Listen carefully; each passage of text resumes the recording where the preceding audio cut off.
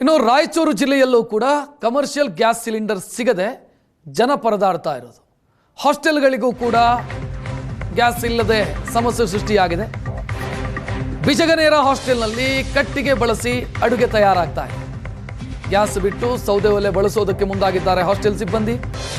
ಒಂದು ವಾರದಿಂದ ಸೌದೆ ಬಳಸಿ ಹಾಸ್ಟೆಲಲ್ಲಿ ಊಟ ತಯಾರಾಗ್ತಾ ಇದೆ. ನಿತ್ಯ 150ರಿಂದ 160 ಮಕ್ಕಳಿಗೆ ಅಡುಗೆ ತಯಾರು ಮಾಡಬೇಕು.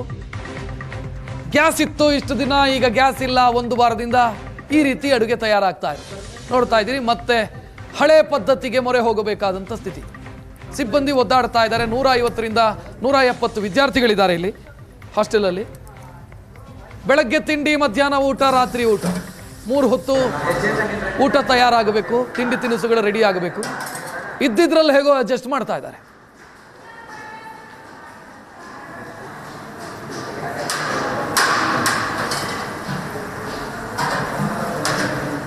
ಮಧ್ಯಪ್ರಾಚ್ಯ ದೇಶದಲ್ಲಿ ಈಗ ಯುದ್ಧ ನಡೀತಾ ಇದೆ. ಈ ಒಂದು ಯುದ್ಧದ ಎಫೆಕ್ಟ್ ಈಗಾಗಲೇ ರಾಯಚೂರಿಗೂ ಕೂಡ ತಟ್ಟಿದೆ ಅಂತ ಹೇಳ್ಬೋದು. ರಾಯಚೂರಲ್ಲಿ ಈಗಾಗಲೇ ಕಮರ್ಷಿಯಲ್ ಸಿಲಿಂಡರ್ಗಳು ನೋ ಸ್ಟಾಕ್ ಅನ್ನುವಂಥ ಬೋರ್ಡ್ಗಳನ್ನು ಅಲ್ಲಲ್ಲಿ ಹಾಕಿದ್ದಾರೆ. ಜೊತೆಗೆ ಡೊಮೆಸ್ಟಿಕ್ ಸಿಲಿಂಡರ್ಗಳು ಸಿಗ್ತಾ ಇಲ್ಲ. ಜನರು ಮನೆ ಬಳಕೆ ಸಿಲಿಂಡ್ರಿಗಾಗಿ ಪರದಾಡ್ತಾ ನಡೆಸ್ತಾ ಇದ್ದಾರೆ. ಅಷ್ಟೇ ಅಲ್ಲದೆ ಗ್ಯಾಸ್ ಏಜೆನ್ಸಿಗಳ ಮುಂದೆ ಕಾರ್ಡ್ಗಳನ್ನು ತೆಗೆದುಕೊಂಡು ಹೋಗ್ತಾ ಇದ್ದಾರೆ. ಅದರ ಜೊತೆಗೆ ಹಾಸ್ಟೆಲ್ಗಳಿಗೂ ಕೂಡ ಈ ಒಂದು ಬಿಸಿ ತಟ್ಟಿದೆ ಅಂತ ಹೇಳ್ಬೋದು. ನಾವಿವತ್ತು ರಾಯಚೂರಿನ ಬಿಜಿನಗೆರೆ ರಸ್ತೆಯಲ್ಲಿರ್ತಕ್ಕಂಥ ಪರಿಶಿಷ್ಟ ಪಂಗಡ ಮೆಟ್ರಿಕ್ ನಂತರದ ಬಾಲಕರ ವಸತಿ ನಿಲಯದಲ್ಲಿದ್ದೇವೆ. ಇಲ್ಲೂ ಕೂಡ ಗ್ಯಾಸ್ ಸರಬರಾಜು ಆಗದೇ ಇರೋ ಹಿನ್ನೆಲೆಯಲ್ಲಿ ಸೌದೆಯನ್ನು ಬಳಕೆ ಮಾಡಿ ಅಡಿಗೆ ಮಾಡುವಂಥ ಸ್ಥಿತಿ ನಿರ್ಮಾಣವಾಗಿದೆ. ಈಗಾಗಲೇ ಈ ಒಂದು ಹಾಸ್ಟೆಲ್ಗೆ ಸೌದೆಯನ್ನು ಸರಬರಾಜು ಮಾಡಿದ್ದಾರೆ. ಈ ಒಂದು ಸೌದೆಯಲ್ಲೇ ಸಿಲಿಂಡರ್ ಬರೋವರೆಗೂ ನೀವು ಅಡಿಗೆ ಮಾಡಬೇಕು ಅನ್ನುವಂಥ ಸೂಚನೆಯನ್ನು ಈಗಾಗಲೇ ಇಲ್ಲಿರ್ತಕ್ಕಂಥ ಹಾಸ್ಟೆಲ್ ವಾರ್ಡನ್ ಅಡುಗೆ ಸಿಬ್ಬಂದಿಯವರಿಗೆ ನೀಡಿದ್ದಾರೆ. ಹಾಗಾಗಿ ಸೌದೆಯನ್ನು ಬಳಸಿ ಅಡಿಗೆ ಮಾಡುವಂಥ ಸ್ಥಿತಿ ನಿರ್ಮಾಣವಾಗಿದೆ. ಈ ಕುರಿತಂತೆ ಮಾತಾಡಲಿಕ್ಕೆ ನನ್ನ ಜೊತೆ ಅಡುಗೆ ಸಿಬ್ಬಂದಿಯವರಿದ್ದಾರೆ. ನಾನು ಅವ್ರನ್ನೇ ಮಾತಾಡಿಸ್ತೀನಿ. ಅಂತ ಮೇಡಮ್, ಏನು ಸಮಸ್ಯೆ ಆಗ್ತಾ ಇದೆ ನಿಮಗೆ?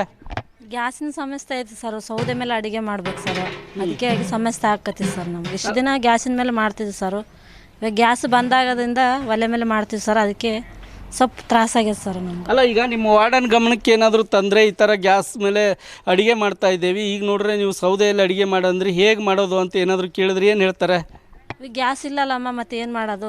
ಸೌದೆ ಮೇಲೆ ಮಾಡ್ರಿ ಅನ್ನಕತ್ತಾರೆ ಸರ್ ಅವರು. ಏನೇನು ಸೌದೆಯಲ್ಲಿ ಮಾಡ್ತೀರಮ್ಮ ಅಡುಗೆ?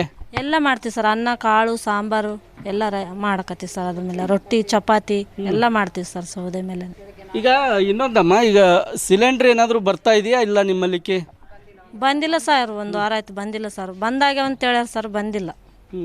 ಎಷ್ಟು ಜನ ಮಕ್ಕಳಿದ್ದಾರೆ? ಎಷ್ಟು ಜನ ಮಕ್ಕಳಿಗೆ ಅಡುಗೆ 250 ಜನ ಇದ್ದಾರೆ ಸರ್. ಓಕೆ. ಹಂಗಾಗಿ ಅಡುಗೆ ಮಾಡೋಕ್ಕೆ ಸ್ವಲ್ಪ ತ್ರಾಸಾಗಿದೆ ಸರ್. ಅವರು ಟೈಮ್ ಸರಿಗೆ ಊಟ ಕೊಡಬೇಕಲ್ಲ ಸರ್ ನಾವು. ಹಂಗಾಗಿ ಹಂಗೆ ಮಾಡ್ತೀವಿ ಸರ್. ಮತ್ತೇನು ಮಾಡ್ತೀವಿ, ಕಷ್ಟ ಆದ್ರೂ ಮಾಡ್ಬೇಕಲ್ಲ ಸರ್ ನಾವು. ಓಕೆ. ಇದು ಅಡುಗೆ ಸಿಬ್ಬಂದಿಯವರ ಮಾತಾಗಿದೆ. ನಮಗೆ ಹಾಸ್ಟೆಲ್ಗಳಿಗೆ ಸಿಲಿಂಡರ್ ಸರಬರಾಜು ಆಗ್ತಿಲ್ಲ, ವಾರ್ಡನ್ ಸೂಚನೆ ನೀಡಿದ್ದಾರೆ, ಕಟ್ಟಿಗೆ ಸರಬರಾಜು ಮಾಡ್ತೇವೆ, ನೀವು ಸೌದೆಯಲ್ಲೇ ಅಡುಗೆಯನ್ನು ಮಾಡಿ ಮಕ್ಕಳಿಗೆ ಬಡಿಸ್ಬೇಕು ಅನ್ನುವಂಥ ಸೂಚನೆ ಕೊಟ್ಟಿದ್ದಾರೆ. ಹಾಗಾಗಿ ನಾವು ಸೌದೆಯಲ್ಲೇ ಅಡುಗೆ ಮಾಡ್ತಾ ಇದ್ದೇವೆ ಅನ್ನುವಂಥ ಮಾತುಗಳನ್ನು ಇಲ್ಲಿರ್ತಕ್ಕಂಥ ಸಿಬ್ಬಂದಿಗಳು ಹೇಳ್ತಾ ಇದ್ದಾರೆ. ರಾಯಚೂರಿಂದ ಕ್ಯಾಮ್ರಾಮನ್ ಶ್ರೀನಿವಾಸ್ ಜೊತೆಗೆ ಜಗನ್ನಾಥ್ ಪೂಜಾರ್, ಏಷ್ಯಾನೆಟ್ ಸುವರ್ಣ ನ್ಯೂಸ್.